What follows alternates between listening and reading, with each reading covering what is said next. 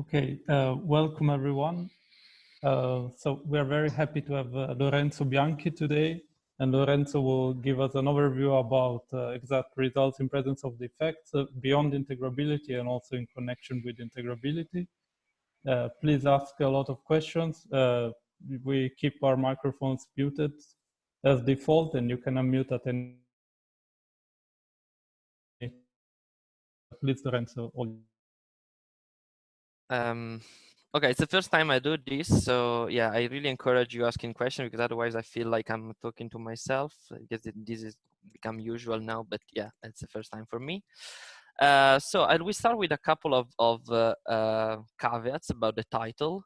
So the first one is I just realized that the exact result with defects looks like the results have defects, but it's not true. The results are correct. It's the theory has defects in it. And the other thing is an overview. It's, of course, I mean, unless you have a couple of days, it's hard to give an overview of all the things that have been computed with defects. So it's going to be an overview centered on the things that I've looked at in the last couple of years. So it's meant to be like an overview of aspects related to my current research activity. Apologies to everyone that is not going to be mentioned in the rest of the talk. Okay, so let me start by some motivation. So why are we interested in defects? Well, the first motivation that one can immediately give is there are a lot of physically relevant examples. So Wilson Toft lines are the most studied and the most known, especially Wilson lines examples. But then you can study boundaries or interfaces, which are codimension 1 defects. The Rényi entropy Rényi entropy of a conformal field theory can be also shown to be a conformal defect, so can be treated as a conformal defect. And then, or you can study surface defects in 4 dimensions, for instance. Those are some of the things that we're going to be looking at in the rest of the talk. So beyond that, I would say that they sit well, they sit somehow in a place where we can use many different techniques to access the non-perturbative dynamics of defects, as we can do for local operators, of course, but somehow defects are also interesting probe of some aspects of the theory, and I'll tell you more about that later. But the techniques that we're going to be looking at in the rest of the talk are the DSFT correspondence, the supersymmetry localization, integrability, which you all know very well, being this an integrability journal club, and the conformal bootstrap. These are some of the techniques that can be used to study defects, especially in the presence of supersymmetry, at least some of them. But one thing I'm particularly interested about is that conformal defects and in general extended probes, they probe aspects of the theory that are not accessible to correlation functions of local operators only. So let me give you this example. Suppose I start with in a gauge theory, okay, and I want to I have some gauge group and I want to study my theory by probing it with local operators. So I compute 3 correlation functions, 2-point function, 3-point functions of conformal field theory. I know all the defect CFT data, and still, if my theory is in flat space, I don't know anything about the global structure of the gauge group. So I wouldn't be able to distinguish between SO6 and SU4. This is something that can be probed only by studying, can be probed by studying extended excitations or by putting the theory on curve spaces or other things. But this is an important remark that, sometimes you say, you know everything about a CFT if you know the defect CFT data. So if you know all the correlators of local operators, but this is ambiguous at least. And then defects, they're important because they preserve part of the original symmetry of the problem. So the fact that they still have conformal invariance along their profile, for instance, in the case we're going to be interested in this talk, so conformal defects, allows us to put strong constraints on the physical observables. So here is a quick outline of the talk, which is, at least my intention, but I'm pretty sure I'm not gonna get to the end, but because there will be a lot of questions, hopefully. But okay, the idea would be to give some introduction to different conformal field theories, a general introduction, and then focus on some particular examples. And these examples are, of course, the ones I care about. Then the Wilson lines in 4D, Wilson lines in ABJM, and then surface defects in 4 dimensions. So I already apologize because I'm not going to be talking about codimension 1 defects, which have received a lot of attention in the last years. Both from an integrability and localization point of view, and there are a lot of beautiful developments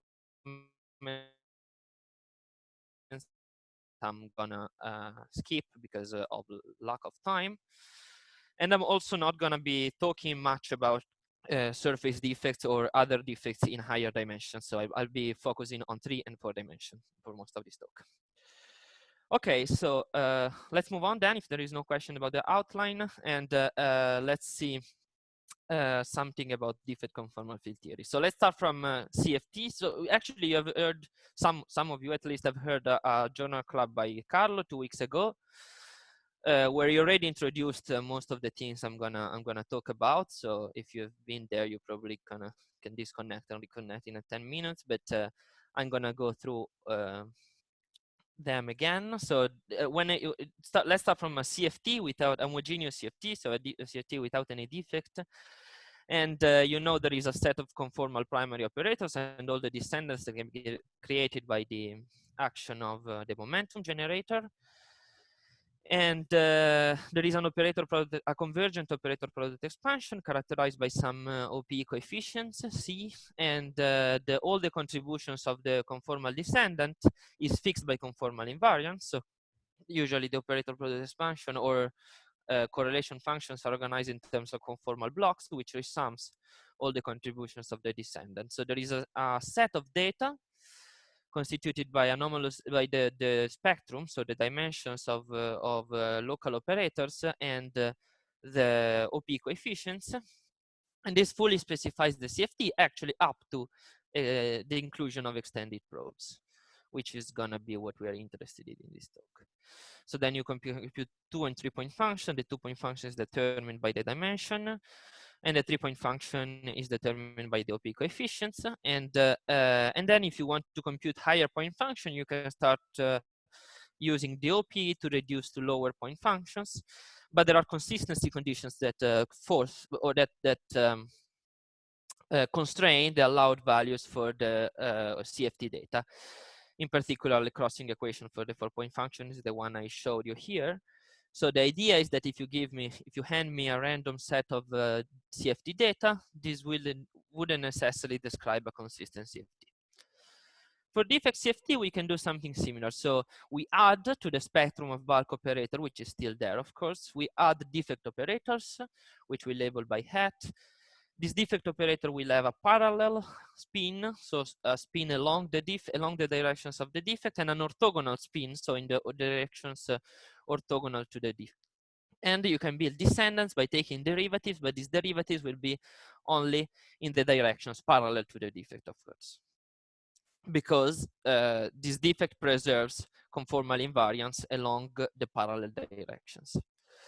So we have new piece of defect CFT data, new defect CFT data that enter into the game. For instance, I can compute 1 point functions of the bulk operator, which has been normalized, of course, in the bulk theory. So this is a piece of defect CFT data, and the 1 point function is defined in this way. So there's the correlator of the operator with the defect normalized with respect to the defect vacuum or the defect expectation value. And this AO is so there is a distance, the distance between the operator and the defect, and this AO is the normal, is the 1 point functions of the operator, and is a new piece of defect CFT data. And then there are bulk to defect couplings, so I can compute the coupling of a bulk operator O with a defect operator O hat. This is still fixed by conformal invariance, and this BO hat is a bulk to defect coupling. The kinematics is completely fixed. This is the example for 2 scalar operators, but you can do the exercise of computing other spinning operators as well. And then you have a new OPE channel. So you still have, of course, the defect OPE between the defect operators as the one that you have in ordinary CFTs.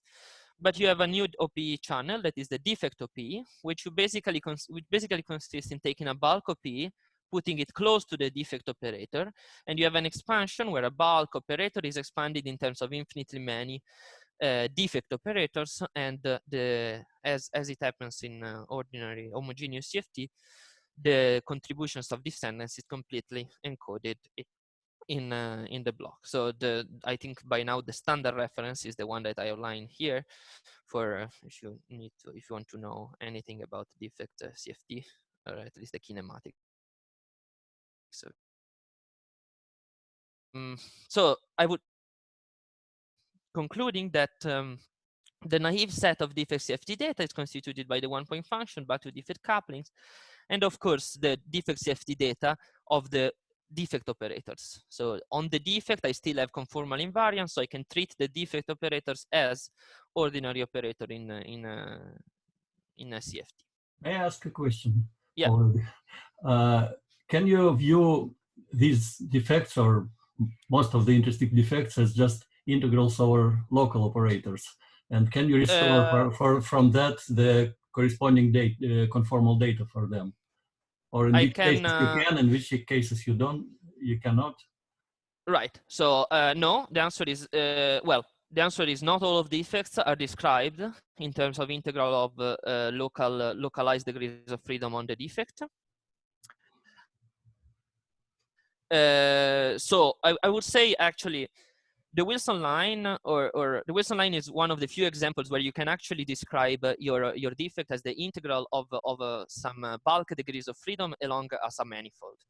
In other cases, you can you can introduce new degrees of freedom. So for I'll mention some examples later, but you can introduce new degrees of freedom. For instance, if you want to create a surface defect, you can introduce 2D degrees of freedom and couple these 2D degrees of freedom to 4D degrees of freedom by some gauging or by some coupling that preserves some supersymmetry if you want to preserve some supersymmetry.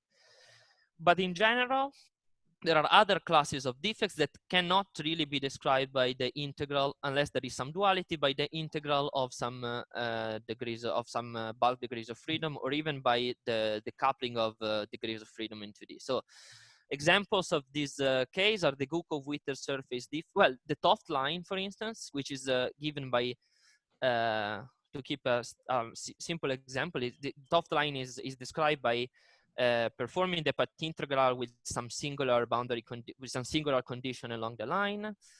So it's equivalent to describing the motion of a monopole, or Gukov-Witten surface defects is another kind of disorder operator where you create a monodromy for the gauge group.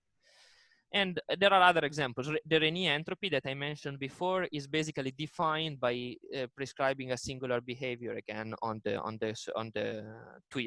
entangling surface. So it's there are really many examples of defects that are an interesting example of defects that are not described as an integral over a submanifold. All right, but I mean, can I have sure. an extra comment and a question? I mean, even a Wilson loop, which is an integral of a local field along the line, it's not an integral of a local operator. I lost you.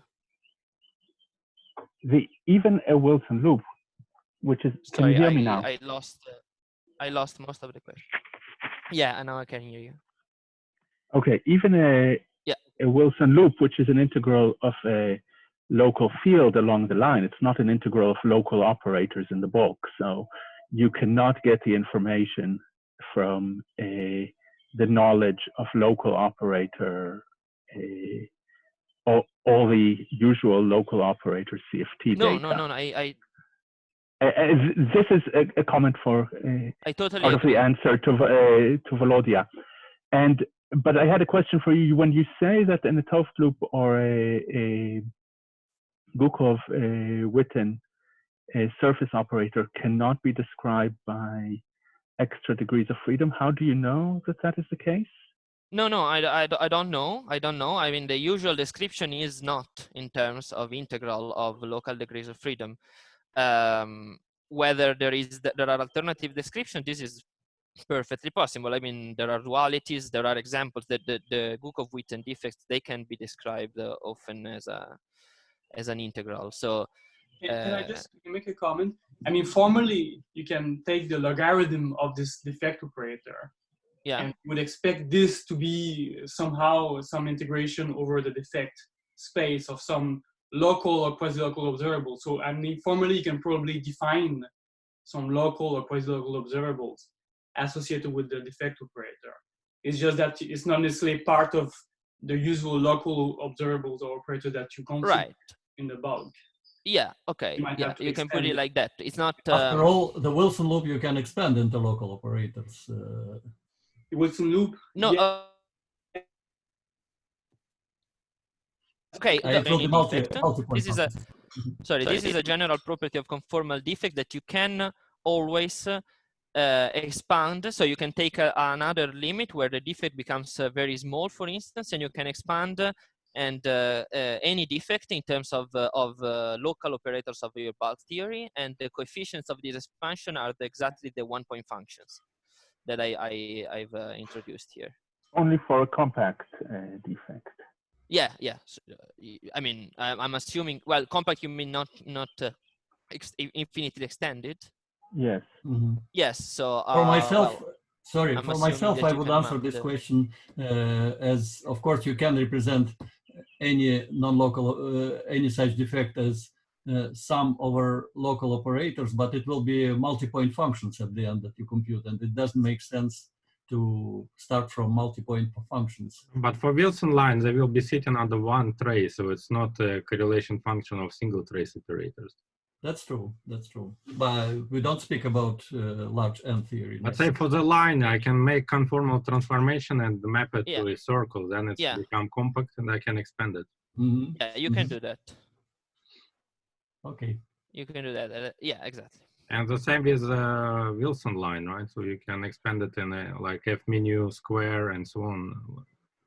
You can always, well, you can always, what do you mean? You can always map it in terms, you can always expand it in terms of local operators of your I mean, but with, you know, with a Wilson loop, if you take a compact Wilson loop, it has a finite expectation value. And that is usually the most interesting quantity you want to. Yes. I would say, well, it. I'm saying that the level, I mean, this is in very, yeah, let's Nadav first speak, because I think it's a comment rather than question. So if the Wilson loop expectation value in this language would be the mixing of the Wilson loop with the identity operator. It's the identity component of the Wilson loop. And so to say that you can in principle expand it, sure, but the most interesting quantity you're trying to calculate is this mixing, is the overlap with the identity, and that is normally a very hard calculation. So this saying that in principle you can do it is not useful. It doesn't help you calculate the VEV of the Wilson loop. It's the first ingredient that you need for this description. Oh, I totally agree with that. I'm not saying the fact that you can do it doesn't help you in computing. Totally agree. And although, I mean, you're saying this is the most important quantity, I'm gonna spend the rest of the talk claiming that this is not the most important quantity, at least that not the quantity that I want to focus on in this talk. So this talk will be, so actually this is a good point to make this remark. So there are a lot of results in the literature exactly about defect expectation value. So as Nadav correctly said, this is the most fundamental observable. So the first thing you want to compute is you put a defect in your theory. Maybe you put it on a sphere, or you compact or you make it spherical so that its free energy is well defined, and then you compute the expectation value. And this is of course a computation that it's very important. And famously for the circular Wilson line, he gave a different result from the line. So it's related to anomalies, also for surface defects. And but what I'm gonna be interested in the rest of the talk are defect correlators. So correlators of this kind, correlators defined by normalizing with respect to the defect expectation value. So this anomaly effect would disappear here because the correlators they are that they are expected to be the same on the line and on the circle, or on the plane and on the sphere for a generical defect. And I'm gonna be looking mostly at defect correlators. So you know, when you give a 1 hour talk, you have to make a choice. So I decided, and I apologize for that, to not talk about all the results on defect expectation values, but I'm gonna talk about the results that are less, and that's why I'm gonna talk about them on defect correlators. So correlators of local operators on top of the defect or outside the defect, but in the bulk, but normalized with respect to the defect expectation value. But it's definitely true that this is accessible to usually taken to preserve some supersymmetry. Okay, any other question? Good. So I'll move on. Yes, I was saying that the naive set of defect safety data, which allowed you to determine the defect theory, is this, but then there are relations that are crossing relations. They are a bit different in nature compared to the bulk case, because here, when I have a 2-point function, for instance, of 2 bulk operators, this is not fixed by conformal invariance. I have cross ratios. What I can do is I can expand in 2 different channels. So the first thing I can do, I can take the bulk copy of these 2 bulk operators, expand it in terms of a single bulk in an infinite series of bulk operators, and then take the 1-point functions of this bulk operator with the defect. So on this side, on the left-hand side, I will have a product of bulk 3-point functions and bulk 3-point couplings and 1-point functions of local operator.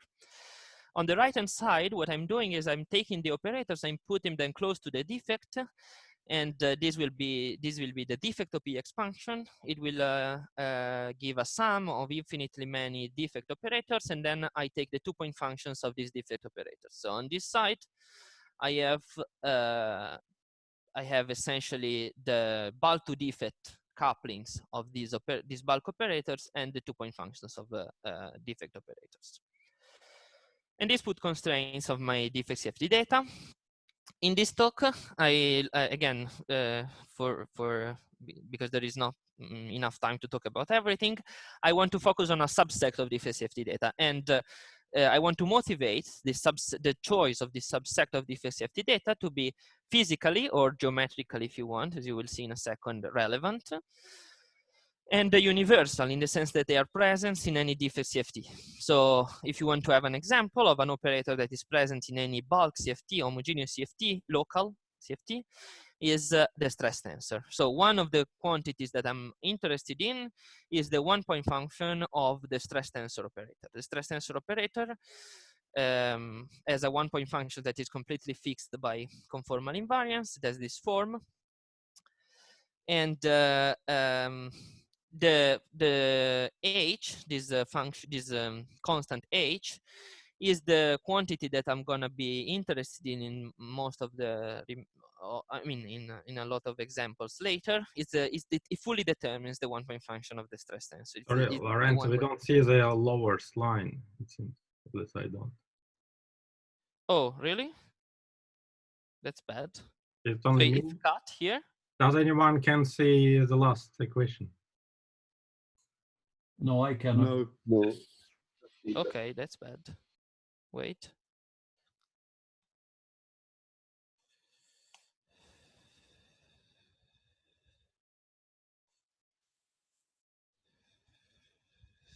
If I do this, can you see it now? Sometimes, yes. But this is bad because I don't have. That's probably because you have an annotation to the left. You have a table of content. But this, okay, but this. Yeah, just make it full screen. Yeah. Yeah, if you make it full screen now, can you see it? No. Oh, how does that happen? Okay, let me try something else. Sorry for that.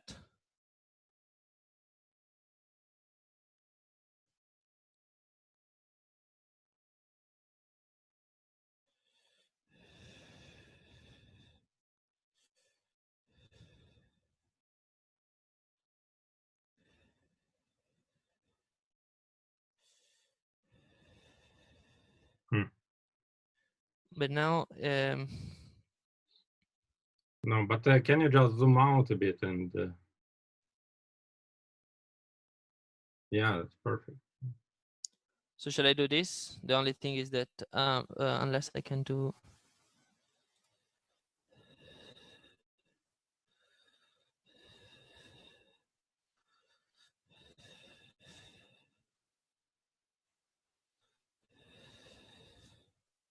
Okay, maybe like this. It's not the best, but okay. Can you see it now? Yeah, it's perfect. Yeah, now it's perfect. Good. This tells you basically that both the orthogonal, so sorry, I didn't make any remark about the notation. I and A are orthogonal indices, A and B are parallel indices. So both the parallel and the orthogonal components of the stress tensor are fixed in terms of the same quantity H. So there is a single piece of defect safety data that determines the 1-point function of the stress tensor. And notice also, so P now is the dimension of the defect. You can see the drawing here. P is the dimension of the defect, which is I represent by this red line, and Q is the dimension, is the orthogonal direction, is the number of orthogonal directions, so the dimension of orthogonal space. And you notice immediately that for Q equal 1 and P equal D minus 1, this expression vanishes. Easy to see in the first line. The second line, you just need to put n to 1 if you have only one orthogonal direction.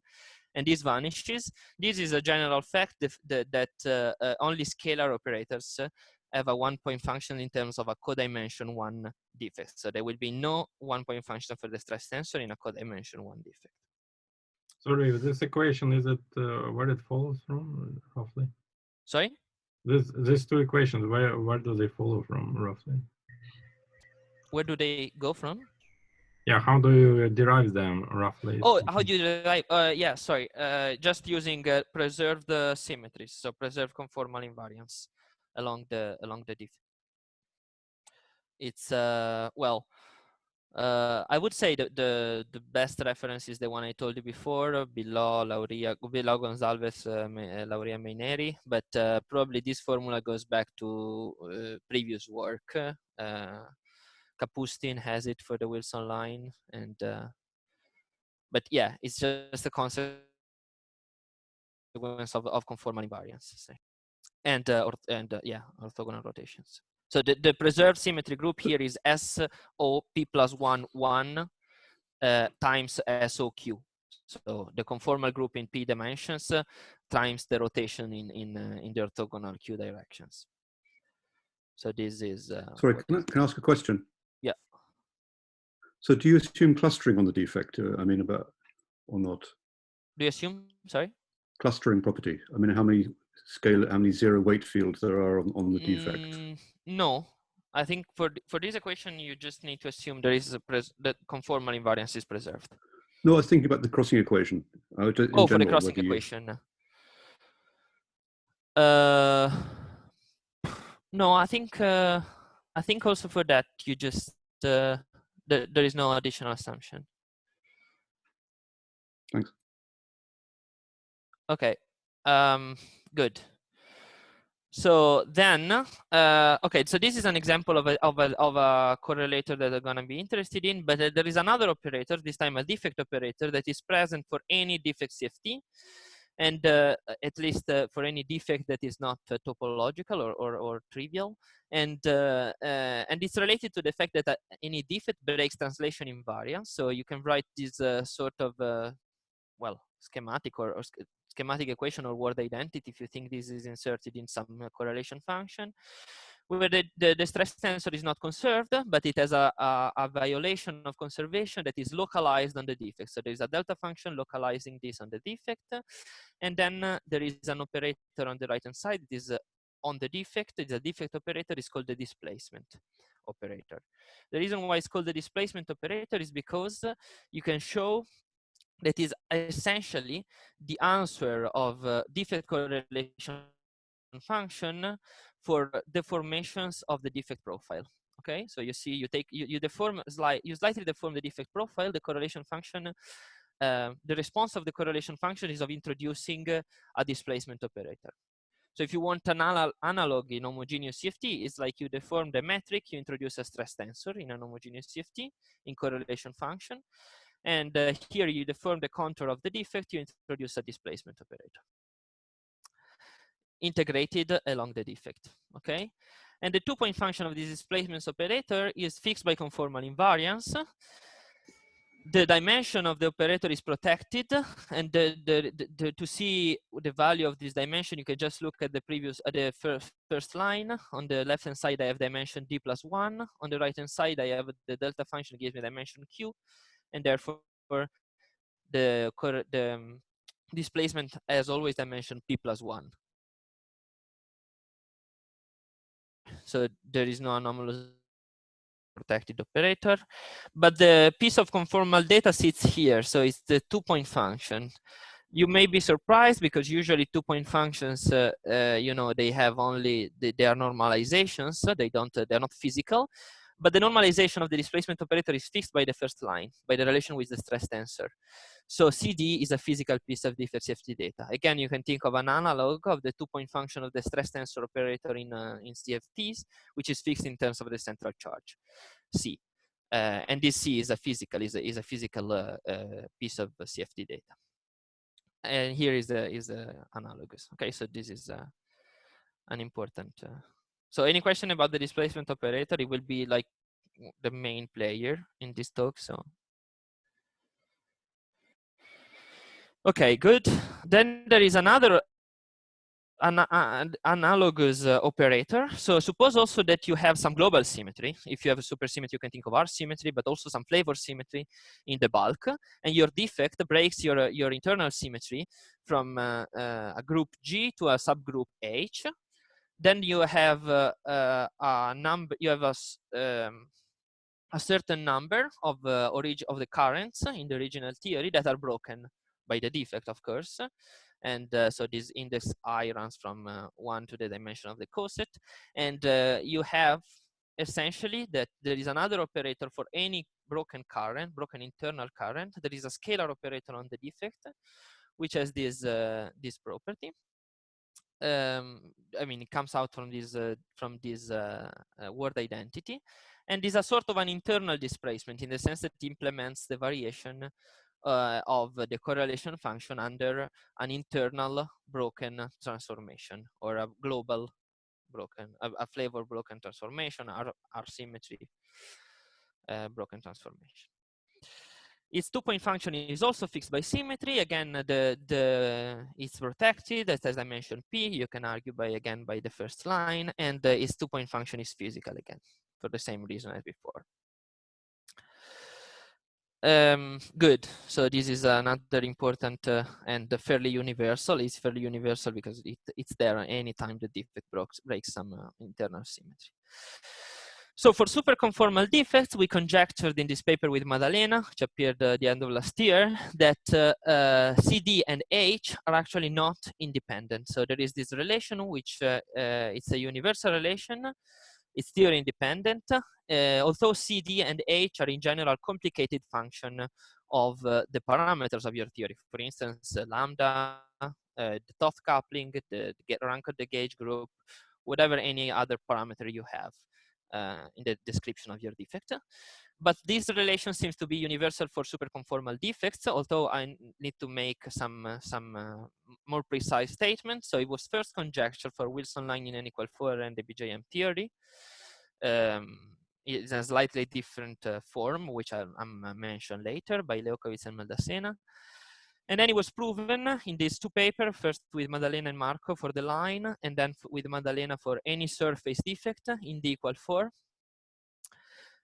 So it's true, it's proven for d=4 and any codimension greater than 1. Notice that there is nothing to be proven in the codimension 1 for what I told you before. So here, this poll is just to say that there is no 1-point function of the stress tensor in codimension 1. So there is no relation to be proven. The CD is non-trivial, but H is trivial. I mean, H is 0. And then the surprising fact was that this relation holds true for surface defects in 4 dimension for any SUSY. So even for n=1 SUSY with the less supersymmetry preserving defect in unequal one.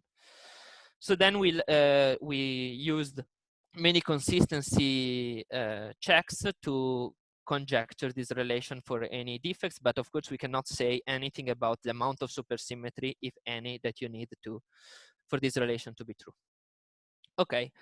Although I have to say the proof that we use in these two papers is general, and there is no conceptual difficulty in extending to different dimension and codimension. I think also Nadav is gonna have something soon about surface defects in 6 dimensions. So, sorry, could you give a hint of how this proof goes? Is it some non-renormalization theorem or?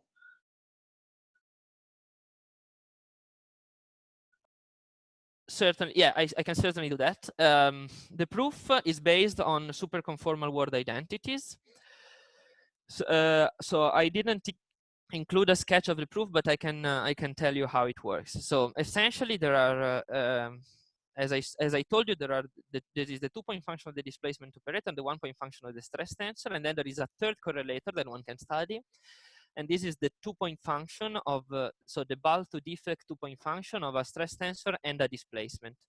This is also fixed by conformal invariance. And in the paper I showed you before by Billò, Gonzalez, Lauria, and Maineri, they derived that the 2-point function of a stress tensor and a displacement is determined in terms of 3 constants. And these 3 constants, through conformal word identities, are related to CD and H. So the message is that CD and H also fully determined the bulk to defect coupling of the stress tensor and the displacement. This is the first step. Then if you add supersymmetry, you can start playing around with supercharges and compute all, okay, the message is this: the 2-point function of the full displacement multiplet with the full stress tensor multiplet is determined in terms of a single parameter. So since I told you before that the 2-point function of the stress tensor and displacement was determined in terms of CD and H, the fact that with supersymmetry you have a single parameter means that there must be a relation between CD and H. Thanks. Is that more or less clear? That's great. Thank you. Okay. Good. So then I gave you just some... Can I ask a question as well? Yeah. So I'm actually not so surprised that it works for n=1 surface operators, because there are n=1 BPS surface operators. But is there any condition here on the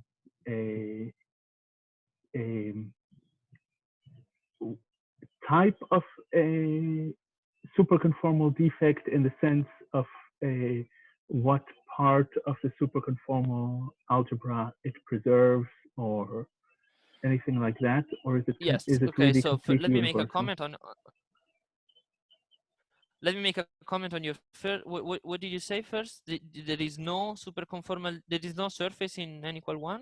This is. No. I said that there is, and so I'm not so surprised that there are BPS surface operators. So I'm not so surprised that there would be a constraint. Oh, okay. Well, since you, I'll be talking about surface operator, but well, you're not so surprised. But the fact that there are surface operator doesn't necessarily mean that the proof is gonna work. I mean, the proof may require more supersymmetry, right? It's not a general fact that the 2-point function of the stress tensor with the displacement for any system is determined by a single parameter. So it could be determined by 2, and then there is no relation. Still, I mean, in n=1, we found that there is such relation, and the assumptions. So in the paper with Maddalena, we assumed orthogonal rotations to be preserved. This is not always true for supersymmetric defects. So for instance, the most general Gukov-Witten defects with arbitrary parameters for the singularity of the scalar field does not preserve orthogonal rotations. So this is something that we haven't looked at. I can't say it's not true, but we only looked at a case where orthogonal rotations are preserved. you could in principle, what I'm saying is that you could in principle preserve conformal invariance breaking orthogonal rotations. This, for instance, happens. A case that you know very well is the 1/2 VPS Wilson line in a BJM. We will see that in a second. But in that case, there is no orthogonal. So it would be interesting to generalize this derivation further. Yes. Sorry, Lorenzo, could you correct your camera angles? As a cameraman, I should warn you. Oh, what do you see now? More to the selling because we see only your mouth. Yes, you know the Dell. This put the camera below. It's very annoying. Instead of okay, can you see me now? Yes. Okay, good. So then I of relation takes, just because the formula above was a bit complicated. So just to tell you a few examples that is going to be interested in the following. So the first line is Wilson lines is lines in D equal 4, line in D equal 3, and surface in D equal 4. Okay, good. So now we move to section 2, which is Wilson loops in 4 dimensions. So let's say that first of all, there's an interesting fact that as soon as you have a conformal gauge theory, as soon as you take a Wilson line, this provides you with this provides a conformal defect immediately, because gauge invariance doesn't allow you to put an arbitrary parameter in front of this in front of the integral here in the connection, meaning that the parameters must be, additional parameter that can run. The bulk parameter doesn't run if you're in a conformal theory, and therefore the Wilson line is a conformal defect. However, if you do it in a supersymmetric theory, it breaks all the supersymmetry. So what you can do, famously, you know that in any theory with more than n equal to supersymmetry in 4 dimensions, you can add a coupling with with a scalar field that with one scalar field that sits into the vector multiplet. So this is in n equal 4. This is a Maldacena-Wilson loop where you pick one of the 6 scalars in the 6 n equal 4 scalar. In n equal 2, you can just pick one of the 2 real scalar in the vector multiplet. This coupling is such that the supersymmetry is preserved. 1/2 of the supersymmetry is preserved. And interestingly, was pointed out by Polczycki and Sully in 2011, and then Matteo, Simone, and Arkady made some interesting computation of correlators and the expectation value of the defect in this RG flow between the Wilson loop, the non-supersymmetric Wilson loop in the UV, and the 1/2 VPS Wilson loop in the AR. So there's a very interesting defect RG flow that you can trigger by changing the value of the parameter in front of the scalar coupling, let me also mention that this provides a nice test of C theorem for defects, because you can is a defect RG flow, and you can check that the circular expectation value of the Wilson loop is monotonically decreasing under RG flow, as was conjectured. Okay, then let me say a few words about the symmetry that is preserved by the Wilson loop. So you know very well the symmetry group of the n equal 2 and n equal 4 theory, where you have and I listed also the bosonic subgroup. The straight Wilson line in n equal 2, we preserve this particular bosonic supergroup OSP4*2, which includes the conformal algebra the conformal group in 1 dimension, an SU2 rotation, which you can think of as the rotation in the orthogonal direction. So when you fix a line, there are 3 orthogonal directions. So there's an SU2, and an SU2R, which is just the SU2R that you have before, because that is not broken by the defect. The U1R is broken. And in n equal 4, there is you heard in the journal club by Carlo, there is this OSP4*4 group, which includes the conformal group again. SU2 is again the orthogonal rotation, and this time there is an SO5 preserved symmetry out of the initial SO6. Okay, so this should be all very familiar. Now I'm gonna show you how you can build the displacement multiplet in these 2 examples. So you can, if you want to build a displacement multiplet, you can start by looking at a broken R symmetry. So the R symmetry I told you in the Wilson line is broken from SU2 times U1 to SU2. So there is only one broken generator.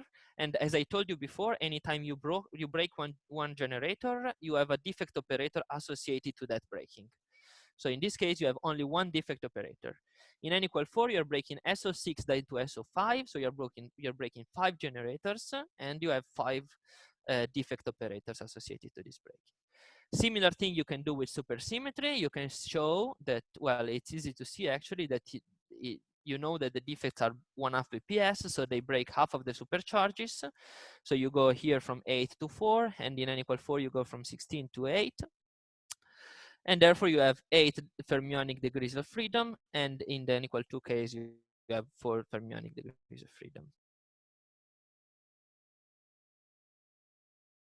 The displacement multiplet of the R symmetry guy, the internal displacement or the R symmetry displacement, the operator associated to broken supersymmetry, and the displacement. In n equal 4, you have a little bit, you have more operators. One important fact about the n equal 4 displacement multiplet is that it's composed by 8 plus 8 degrees of freedom. So you have 5 plus 3 bosonic and 8 fermionic degrees of freedom. This is important because it's exactly the spectrum. It's in one-to-one correspondent with the spectrum of the worldsheet excitations, as I'll tell you in a second. Okay, so this is the structure of the displacement multiplets in these two Wilson lines. And now what I want to look at is correlations of these operator, these multiplets, correlation functions of these multiplets. So one thing that you can study is the 2-point function. As I told you before, this is CD, but for the Wilson line, it has an important physical interpretation in terms of the Bremsstrahlung function. So it can be related both to the small limit of the cusp anomalous dimension and to the energy emitted by a heavy probe, accelerating heavy probe in the CFT. The relation is universal, so you see it here. You remember that you have CD here, so CD is equal to 12B. This is a universal relation for Wilson lines, for line defects in any dimension. And then this allowed with some additional arguments to derive the first. So this is the first exact result that I'm going to show you. Is it's an old one, and it's the Bremsstrahlung function in n equal to 4 super mils, which is the derivative with respect to the coupling of the circular Wilson loop, which is famously known from computation and anomaly, and then from localization. So interestingly also, there was a separate localization computation for H, so the 1-point function of the stress tensor, and the 2 matches perfectly using the relations that I showed you before. So in that case, there was nothing to be proven because there is exact computation of both objects. Any question? Okay, so since this is an integrability journal club, I felt compelled to say something about integrability. And so what's the setup to compute the same quantity using integrability? The setup was developed in these 2 papers by Correa, Malasen, Sever, and Nadav in 2012. And so the idea is that you insert a local operator at the cusp of the Wilson line, and you see the Wilson line as a boundary condition for this spin chain. You twist the boundary condition on one side. This introduces the internal and the physical angle for the cusp anomalous dimension, and you can derive TBA equation, which then you can solve, at least for the vacuum state, that is insertion of Z to the L, and you can solve them numerically, as was first done at the beginning, but then you can also solve analytically, as Kolya has done with Amit and with Fedor and Grisha. And this computes the generalized Bremsstrahlung function. In particular, in the limit L to 0, it gives you the Bremsstrahlung function. And then it has been formulated in terms of the quantum spectral curve, and it has been also been used recently by Julius, David, and Kolya to compute the anomalous dimension. Of course, here I can take another operator, but take the straight Wilson line instead of the the cusp, and this can be used to describe the spectral problems, so to solve for the anomalous dimensions of operators that can be built onto the insertion of local operators on top of the Wilson line. So this is a very nice description. It allows you to solve the spectral problem, but I think there is an open question here that I'm interested in, and I'm curious to know if someone has ideas on that. And the idea is the following. So as I told you before, the ADS2 worldsheet excitation, when you put your when you quantize in static gauge, are in one-to-one correspondence with the displacement multiplet excitations that I showed you before. So you have 8 plus 8 degrees of freedom, and these worldsheet excitations, they live in ADS2. So the induced metric on the worldsheet is ADS2. So this is a bit, so there is still an open question, I think, at least, that how is integrability realized here in this context? Because usually what you do when you have a sigma model, the ADS5 cross S5 sigma model is classically integrable in any gauge. When in static gauge, then you find these excitations. What you normally do with the BMN or the GKP string, you take your worldsheet excitation, you scatter them, and you find the S matrix of these worldsheet excitation factorized. But these worldsheet excitations here, they live in ADS2. So the question is whether we can understand how integrability acts here. And you know, here, if one could find this, it's even more powerful machinery, because what you're computing in ADS2 when you take these excitations to the boundary are really 4-point functions of these operators. So maybe if we can understand how integrability works here, we could be able to compute 4-point functions.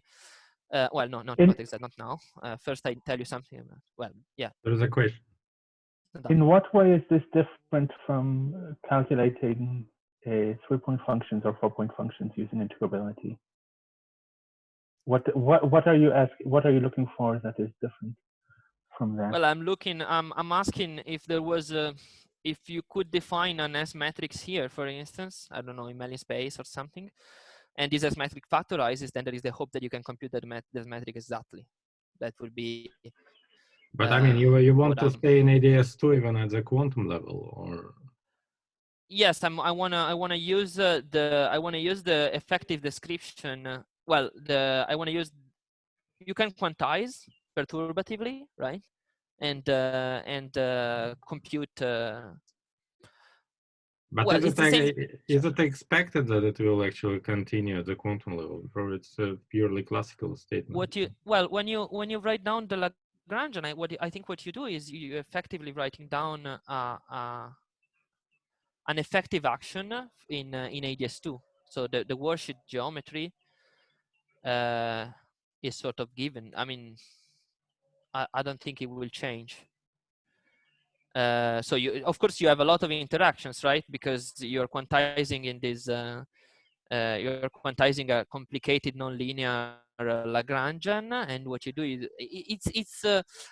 I mean, if you picked a different gauge, you would obtain the BPS solution or the GKP. So it's analogous to what you do for BMN or GKP, but this time you find that your effective theory lives in ADS2. So one could ask, I think, what where or if you want, you can see what's the role of the higher spin conserved charges in of the sigma model in this setup. I mean, yeah, I don't know. It's just you know. I don't think it's completely clear how the classical integrability of the sigma model is realized in this context. That's all I want to say, or even the quantum integrability, if there is quantum integrability. Okay. Shall I move on? Yeah. Okay. Good. Okay, it's almost time for a break, I guess, but I just want to maybe finish the Wilson lines in 4 dimensions. So for n equal 2, the situation was a bit more, it was less easy to find an exact expression for the Bremsstrahlung function, but there was this conjecture based on two equalities. The conjecture came in this paper by Fiol, Gerkovits, and Komargowski in 2015, and the idea was the Bremsstrahlung function can be related to the one-point function of the stress tensor. This I think I already told you what's the origin of this. And then the second equality was that the one-point function of the stress tensor can be computed by looking at the Wilson loop in an ellipsoid geometry, a small deformation away from the perfect sphere. So you put your theory here on an ellipsoid or a squash sphere, and you put you take a derivative with respect to the squashing parameter, and then you take the squashing parameter to 1. So you take the limit of the perfect sphere. It's the first order around the perfect sphere. So the first equality, as I told you, is equivalent to CD equal to the equality between CD and H, and therefore was proven by this paper with Marco and Maddalena. And the second equality we proved in a different way using CFT, the derivative with respect to this quotient parameter, meaning that we started by taking the background where the Wilson loop was computing. The derivative corresponds to bringing down the stress tensor if you take the derivative with respect to the metric, but then there are background fields. And the background fields, you can show that they are all related to one-point functions of operator that sit in the stress tensor multiplet, and therefore all these one-point functions are determined in terms of H. And this gives you the relation between these. You make the integrals and you find exactly the number that you meant to find, so 12 pi times H. Okay, good. Now a very few words about the 4-point functions. You heard already a lot about 4-point functions of the displacement when should we make a break? After these slides, if you're okay. So you heard a lot about the 4-point function. The 4-point function, you can contract the operator OA in n equal 4 with this y variable, which helps you keeping track of the R symmetries, degrees of freedom, and then you have 3 cross ratios, but the dependence on the R symmetry cross ratio is fixed by superconformal word identity, and then you have a single function f of chi. This 4-point function then can be studied by Witten diagrams and with a conformal bootstrap, both numerically and analytically, as you have seen in the talk by Carlo. So I'm not gonna say more about this, but this allows you to find analytical result at strong coupling. I think this function f of chi would be a great, I mean, it would be, it's very hard, but it would be great to have an exact expression for this function f of somehow simpler than 4-point that correlation functions in higher dimensions, because it depends on a single cross ratio. So maybe there's hope. And then you can also perform a twist, so make this function y dependent on the position of the operator. And if you can then identify a topological subsector as a, and this allow you to find exact results for an infinite number of defects CFT data. And this also shows intriguing connection with integrability. There is this beautiful series of paper by Shota and Simone, and where they make a lot of exact computations for defect CFT data and defect correlators. And finally, there is also a conformal bootstrap approach for BPS line in n equal 2 by Pedro and a student. Okay, good. I think the next topic is now Wilson lines in the BJM, so it's a good point to make a break. I'm very, I mean, I'm going very slow, but yeah, I was expecting this. Okay. I will check there are no questions and then have a break for 7 minutes. Any questions? If not, let's have a break of 7 minutes, 8 minutes.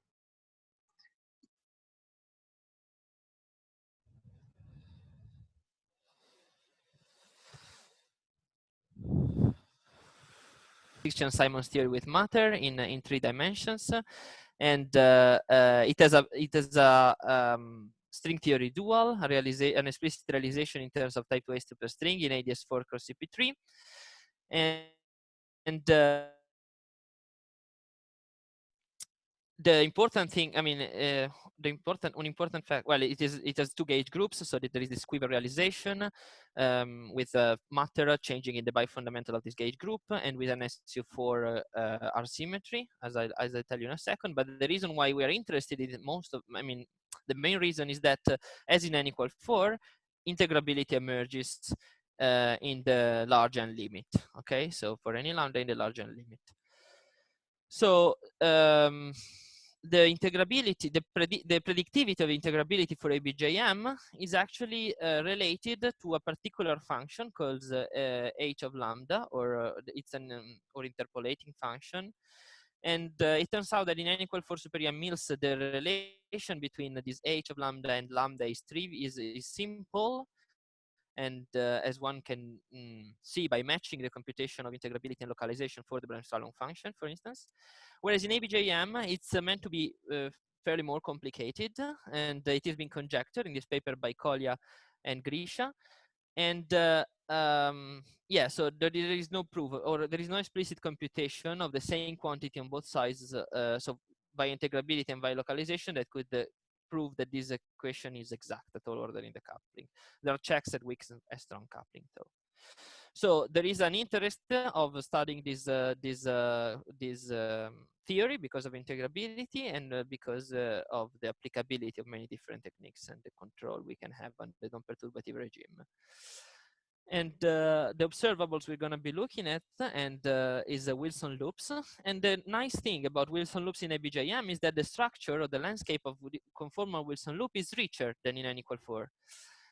In particular, the most direct generalization of the Maldacena-Wilson loop is through adding a coupling with the scalars. Okay, in this case, you need to add a bilinear because the scalar in 3 dimensions has dimension 1/2. And therefore you need to add a bilinear to make a dimension 1. And if you choose the maximal supersymmetric coupling in this matrix M, you find that the loop is 1/6 BPS. So the 1/2 BPS loop is more complicated than that. It was found by Diego and Nadav, and it involves the holonomy of a superconnection, where the superconnection is a superconnection in UN/N. And it has this form. It involves also a coupling with fermions, as you can see here. And moreover, you can actually see that by tuning these couplings here in front of the scalars and of the fermions, there is a one parameter family of conformal Wilson loops, okay, that lies in between the 1/2 BPS and the bosonic 1/6 BPS. So there is a whole conformal manifold, a defect conformal manifold. So this makes the structure richer than in n equal 4. In n equal 4, we saw that we can flow. There is an RG flow between the supersymmetric and the non-supersymmetric. Here, there is a whole conformal manifold of supersymmetric Wilson loops, and any of them actually may flow to, may come from some UV Wilson loop. So this is still, yeah. Who's that? Yeah. Is there a question? It was Carlo, but then he muted himself. Carlo? Yeah. So hi, my question is, if there is a conformal manifold, what is is it really a conformal manifold? Is there an exactly marginal operator? There are exactly marginal operator, yes. And is the, okay. It's a one dimension, so it's described in this paper by Correa, Giraldo, Rivera, and Silva, at least a strong coupling. At weak coupling is still, it's not described yet, but at strong coupling, you can really map it to some changing of the boundary condition in CP3, but yeah, there's meant to be an exactly marginal operator, dimension 1 exactly marginal operator. Okay, thanks. Interpolating between the two Wilson loops. Good. So what's the, we're going to be looking mostly at the 1/2 BPS. I think there is a proper description of it in the roadmap paper, what my students did on the field theory side. Well, I meant, did you write down the explicit exactly marginal operator? Well, not in the language of defect CFT, but okay. Yes, there's the exact deformation. No. Sorry. I didn't. You're right. There is a precise description of what's the parameter and how it flows from one. I mean, yeah, there is an exact description of which parameter should I switch on to have this exactly marginal deformation. But in terms of defect CFT, I don't think. Well, no, I nothing agree. else I to agree. be said, but maybe yes. I mean, for instance, one could compute the correlation functions all the way right in between. That's right. Okay. Good. So we're going to be looking only at the one-off VPS case, which preserves this SU1,1/3 subgroup, which includes one-dimensional conformal algebra, a U1 group, a U1 subgroup, which is not exactly orthogonal rotation. So it's a combination of orthogonal rotation and R symmetry, which essentially you can see by looking at this fermion coupling. Of course, if I put a fermion on a defect, I break orthogonal rotation, but I preserve a combination of orthogonal rotation and R symmetry. And then there is an SU3 R symmetry, which is just a subgroup of this SU4 that you have in a BJM. So I can play the same game. By now you should be familiar with this. I have some broken R symmetry and associated defect operators, some broken supersymmetry and associated defect operator, and then you look at the multiplet and you realize that just the operators associated to broken symmetries are not enough. You need to include an additional operator, which is the superprimary, and the superprimary is a fermionic field of dimension 1/2. This is it, and you see you have two because you have a U1 symmetry, so these two are conjugated under this U1 symmetry, and one of them is a chiral multiplet and the other one is an anti-chiral multiplet, meaning that this one is annihilated by all the Q bar and this one is annihilated by all the Qs. Okay, this is the structure of the displacement multiplet. You can count the degrees of freedom. You have 2 fermionic here and 6 fermionic here, and then you have 6 bosonic here and 2 bosonic here. It's again 8 plus 8. It's not a coincidence. You will see in a sec. Actually, in this slide, you will see that if you quantize the string theory in ADS4 cross CP3 in static gauge, and you will find an induced ADS2 worldsheet metric exactly like in ADS5, but the spectrum of excitations is different. The spectrum of excitations is analog. It contains 2 massless fermions, 6 massless bosons, and then 2 massive fermions and 2 massive. 6 massive fermion and 2 massive bosons. So they're in one-to-one correspondence with the operators in the displacement multiplet again. So these worldsheet excitations, and the idea is the following. So you have this worldsheet which looks like ADS2, and the defect lies now at the boundary of this ADS2. So worldsheet excitations are basically deformations in the direction orthogonal to the defect, and therefore they are exactly the same physical meaning of the as the displacement, or geometrical meaning as the displacement operator. Sorry, so there isn't a matching between the number of bosons and fermions? Maybe I'm confused. There is. Sorry, I messed up saying the things, but okay. So you basically have 2 fermionic massless and 6 fermionic massive, and then 6 bosonic massive and 2 bosonic. So I can say this: 6 bosonic massless and 2 bosonic massless. So it's 8 plus 8. Okay. Good. It's just in your table, it looks like there are fermions of mass 0 and 1 and bosons of mass 0 and 2. Yeah, no, the masses, the masses are not, they're not the same.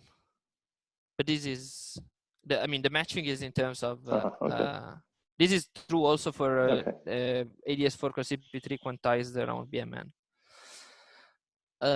Okay. What? Good. Then one can study 2-point functions, and one can introduce this chiral superfield in a superfield approach for the displacement multiplet, where the fields, they just the usual superfield, but now with SU3 R symmetry. So it's like fixed in terms of this function C phi, which is again related to the Bremsstrahlung function by this relation that you can easily work out by extracting the component associated to the displacement operator. And the Bremsstrahlung function is known exactly in a closed form. There's an interesting thing from integrability point of view here. This function, the Bremsstrahlung, is an easy function, relatively easy function of kappa. Kappa is related to lambda in this way, is an effective coupling that emerges from localization. And you may remember that you've seen this hypergeometric function before, because kappa is simply related to the conjecture expression for H. So if the conjecture expression for H is true, we expect that the Bremsstrahlung function has a simple expression in terms of the integrability coupling H. But the integrability description is still missing. And yeah, it seems, well, I don't know, it seems pretty hard. At least I tried reproducing the idea of the initial paper integrability, and I tried with Diego, and we couldn't really work it out. But maybe there is a way to overcome that and do it directly with a quantum spectral curve. But yeah, I don't know. The experts are in the audience. Good. Then one can study 4-point functions, and I'm gonna be super quick about this. So we did it in this paper that appeared last Monday. The 4-point function is determined. There is a single superconformal invariant that is compatible with chirality, and this is this superconformal invariant here, Z. So there is a single function, and the 4-point function of the superprimary determines all the 4-point function of the descendants. And you have crossing and unitarity that puts strong constraints. So you start from a solution to these constraints that is generalized free field theory, and you perturb it. And you perturb it analogous to what was done in this paper by Carlo, Pedro, and Vladimir. You find that there are infinitely many solutions, and then you choose the minimal one according to the same criterion that was used by these guys and that Carlo described already, that concerns is connected to the asymptotic behavior of the anomalous dimension. And you find this this value completely by internal symmetries and internal consistencies up to this assumption on the asymptotic behavior of anomalous dimension. Okay, then you can check this result by making an explicit Witten diagram computation. I'm gonna be very schematic. I mean, this is just to flesh out the Lagrangian. You can quantize your sigma model in ADS2. There is a kinetic term, and then there are interactions that, as you see, are pretty complicated, involving various derivatives. This W is basically the bulk field, the ADS2 bulk that goes to OA in the boundary. And then you have a leading order that is just the weak contraction and is equivalent to the generalized free field theory result that I showed you before. And a first order, which involves the interaction in the bulk. This is analogous to what was done in ADS5, but yeah, with this massive, with this different Lagrangian. And we focused on the bosonic part, and we found perfect agreement with the bootstrap calculation for this identification of the parameter. So the parameter epsilon that I showed you before is identified with 1/4πt. Okay, so this is super fast, the summary of the results we obtained in the recent paper, but yeah. We did the computation also for axes and the mixed correlators, and the agreement is found after you, since I showed you before the correlation function of the superprimary, you have to take derivatives of that to extract components, and you find perfect agreement for all the components. Okay, so this was a bit fast. Is there any question? Good. Then let me move to the last topic, surface defects. I'll see what I can do. So surface operators, let me just make a few general remarks about surface operator. They are realized, as I mentioned at the very beginning of the talk, actually, in n=4 and in n=2 by prescribing a singular behavior to ambient 4D fields in the 2D submanifold, or they can be created by coupling 2D and 4D matter. These two formulations, they're not necessarily independent. There are relations, and yeah, they're described in all these papers. And they also have holographic description, both in terms of intersecting D3 branes or bubbling geometry, and so a fully back reacting. And there are many results for or superconformal index. As I said, I want to focus on defect correlators. So there is this paper by Nadav, Jome, and Matsura in 2008 that computed for the first time defect correlators in presence of Gukov-Witten defect, and then these more recent papers by these guys that made some few steps forward, but there are, I would say, in general, few results about defect correlators with surface operators. And recently there is been a new result for displacement operator correlators in 6 dimensions, for surface operator in 6 dimensions. To my knowledge, this is something that I'm ready to be corrected about, but to my knowledge, there is no results on surface operators using integrability. So I would be curious to know if someone knows of these results, but yeah, I haven't seen any. So it's an interesting avenue, I think, especially after, you know, these recent works by Shota on how to compute one-point functions with the boundaries and the codimension 1 defects. So I think there is hope for progress in this direction. I'm not going to be talking about that, of course. I think that the appropriate D3 brane is not integrable. The D3 brane boundary conditions are not integrable. Okay. You mean? Sorry, in which paper is that? So it is not in the paper of Oz and Deckel, was it, that analyzed supersymmetric boundary conditions in ADS5. And there are so of course there are D3 branes that give integrable boundary conditions, but the appropriate ones for the Gukov-Witten surface operators that were studied in my paper with Jama and Matsua, I think they're not in the list. I haven't checked this particular thing myself, but they're certainly not in that paper with of Oz and Deckel. Okay, good. Yeah, because there was some earlier confusion in the literature about integrable boundary conditions. That's right, but they fixed it, I believe. Yes, right? exactly. Yeah, so I wondered if, yeah, good, thanks. Okay, thanks. This is good to know.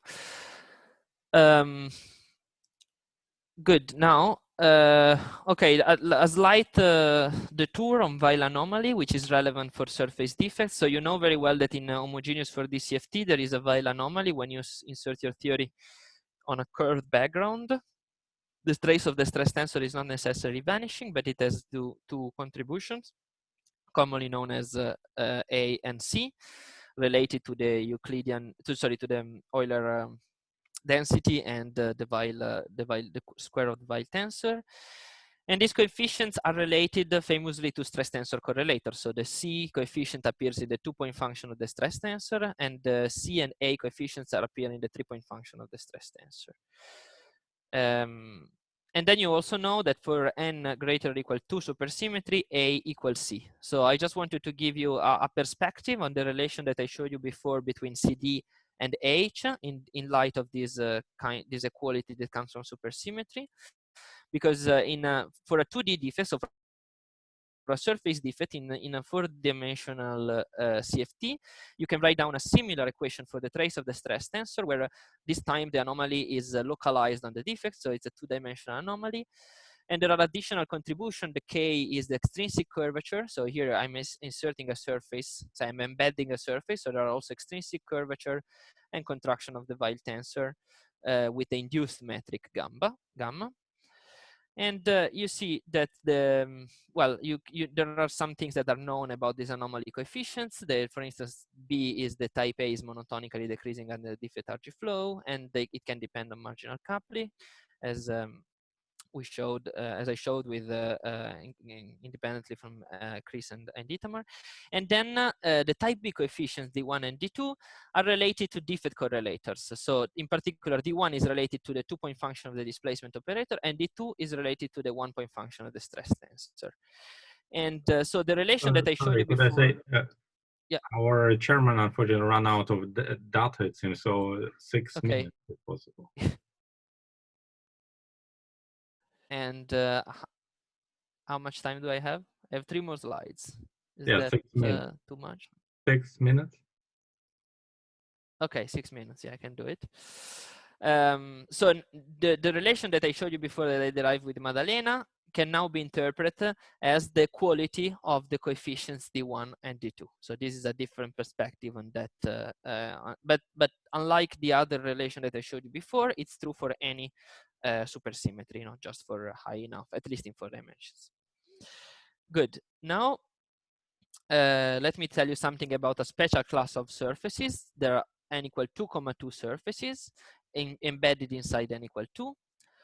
So they preserve a conformal group in 2 dimensions, and then some U1 internal groups. One is orthogonal rotation, and the Cartanov SU2R and U1R.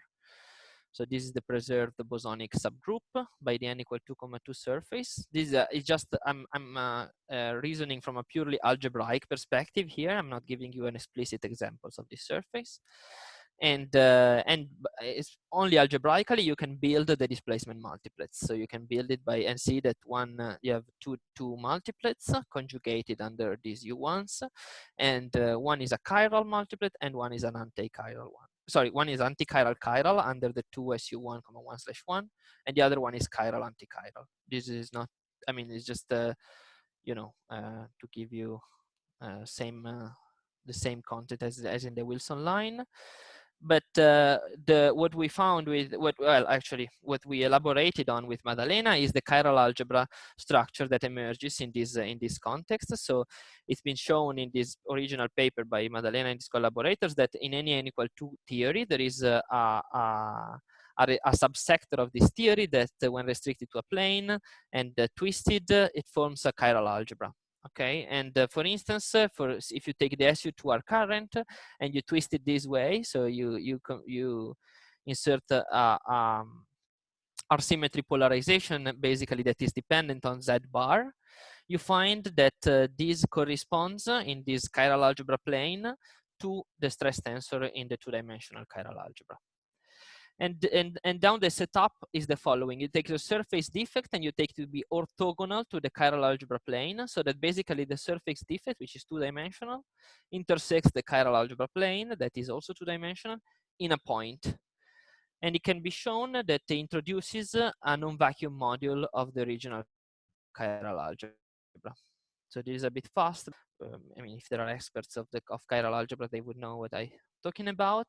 And so once you identify this state of the chiral algebra that is introduced by the defect, we showed that consistency with the 4-dimensional interpretation requires that the state is highest weight for Virasoro. That it's the action of L0 is not diagonal, at least if there are defect marginal operators, but it contains H. Okay, so and then the action of the first Virasoro generator L-1 produces exactly the displacement operator, or actually the super primary of the displacement multiplet. So the message here is that if you identify the module associated to the defect identity meaning the defect, the empty defect without any operator insertion, you have a way of computing H. Moreover, if you have identified this module, you also have access to infinite number of defect CFT data, because you can insert as many bulk operator as you want. And of course, you don't compute the full correlator, but you compute a protected part of the correlator, which is the restriction of the correlator when the operators are in cohomology. Okay, so again, this is a bit fast, but the idea is that this chiral algebra interpretation really gives you a way to compute. It's similar in spirit, if you want, to the topological subsector I talked about earlier on for Wilson lines, but it gives you really a way, but it's a richer structure because it's a chiral algebra. It gives you a way of computing infinitely many defect CFT data, including the 1-point function of the stress tensor. Okay, good. Now, I think I'm ready for the conclusion. So what I've done is I've discussed the techniques for attaining exact results in the presence of superconformal defects. and surface defects. What I haven't done is I've not covered a lot of important developments, as I said at the beginning, that concern codimension 1 defects and defects in higher dimensions. So I'm sorry for that, but there was not enough time. And I also suggested some open questions, but there are many more that need to be explored, and I hope many of you will be interested in that. Thank you. Okay, unmute everyone so we can upload to the speaker.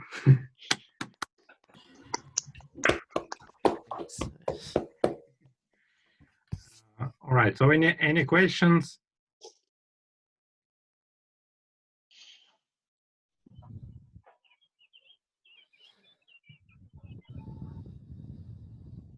Any discussion?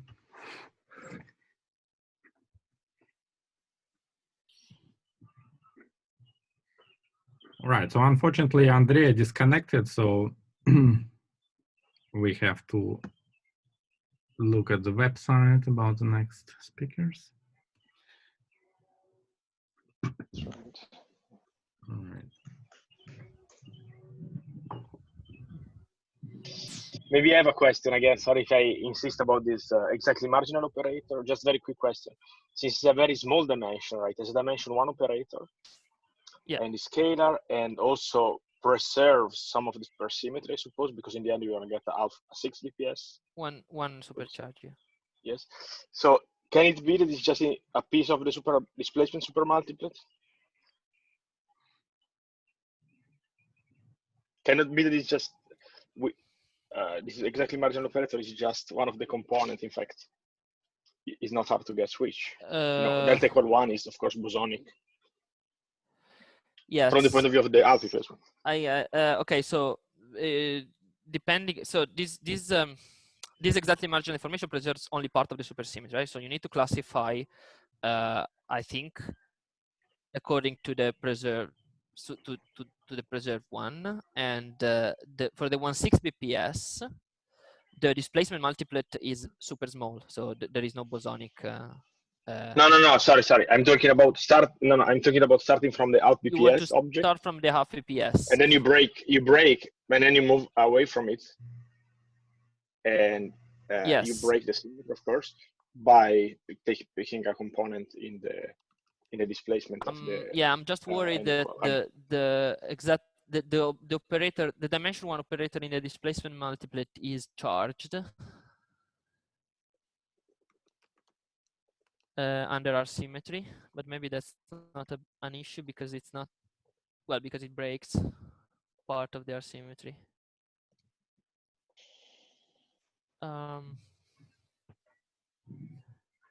No, but that is an issue actually, right? I can deform by that, but then you would find many directions. I mean, I have, you see what I mean? I have an operator, sorry, maybe I have an operator that is charged under SU3, and even I have 6 operators of dimension 1 that are charged under SU3 and under U1. Now you want me to deform by that? Well, I don't remember what are the symmetry of the 6 BPS, but I'll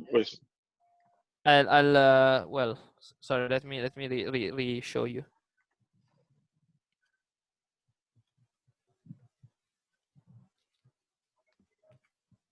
Yeah, here. So you would like to deform by this operator. Can you see? Yes, by the OA, yes. So I have 6 of them. That would mean a large, very large conformal manifold. But it's also true that nobody prevents me from doing it. I mean, the question if it's going to be exactly marginal and so on, could be that some direction is lifted by quantum correction and so on. This must be exactly marginal, right? This is protected. Yeah, if I deform by this is, but I can ask you the same question in unequal force. So what happens if I deform by the 5 operators in the displacement multiplet? I'm probably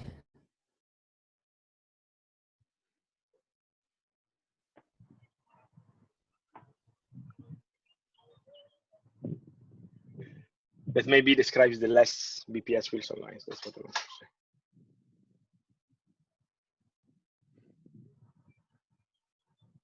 Yes, but in n=4, you see there is no in n=4 there is no deformation. So what I want to say is that I know. It does this, right? This deformation is well under control. So if you think it's this. Inserting deforming by that operator means moving in internal space, meaning in n=4, you would move from the line described by inserting phi 6 to a line described by inserting another operator. So it moves between different vacua, so to say.